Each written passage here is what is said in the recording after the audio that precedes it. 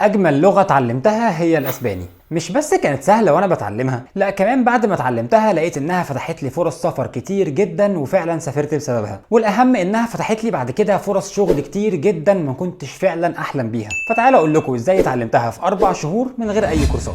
وايوه عارف انك اكيد مفكر اني بشتغلك دلوقتي، بس اعتقد مش هتصدقني الا لو فعلا طبقت الخطوات دي، وفعلا ساعتها هتكتشف انك بدات تتكلم لغة جديدة. بدات باني نزلت ابلكيشن دولينجو، والفكرة هنا انه بيخليك تستنتج انت اللغة بنفسك، ودي حاجة فرقت معايا جدا. فاستخدمت دولينجو لوحده لمدة اسبوعين، وبعدها بدأت اتفرج على فيديوز لناس بتشرح اسباني، وكنت بتابع القناتين دول. ومن الاسبوع الثالث بدأت اذاكر جرامر، وبعد ما قارنت بين كل الكتب دي استقريت على ده. بالمناسبة أنا بعدها بكام سنة جمعت ملخص كل الكتب دي في مصدر واحد، وهو ده، عشان يكون أفضل مصدر ممكن تتعلم منه أسباني وتقدر تطلبه من هنا. بعدها غيرت لغة الموبايل واللاب والتلفزيون وأي حاجة ينفع أغير لغتها غيرتها للأسباني، وما تتخيلش دي فرقت معايا قد إيه في إن أتعلم كلمات جديدة بسرعة جدا. ومن الشهر التاني بدأت أهم مرحلة، وهي إني أبدأ أكلم ناس من أسبانيا ومن أمريكا الجنوبية. كنت بعمل كده بشكل يومي، وبصراحة الموضوع كان ممل وصعب جدا في الأول، لأني كنت محتاج أترجم كتير جدا، بس بعدها بدأ الكلام يتكرر وبدأ الموضوع يبقى اسهل. عملت كده باني نزلت الابلكيشن ده، وعليه ممكن تلاقي ناس تمارس معاهم اي لغة. الاكتشاف بجد وقتها كان الموقع ده، وده الموقع الرسمي للتلفزيون الاسباني، واللي عليه كل حاجة ممكن تتخيلها بس بالاسباني.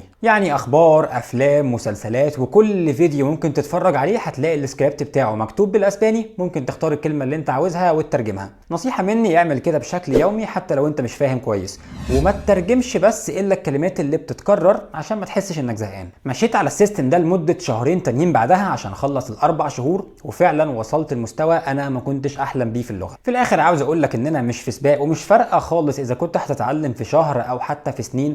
المهم الاستمراريه حتى لو بكميه قليله جدا في اليوم، عشان في الاخر توصل للمستوى اللي انت عاوزه.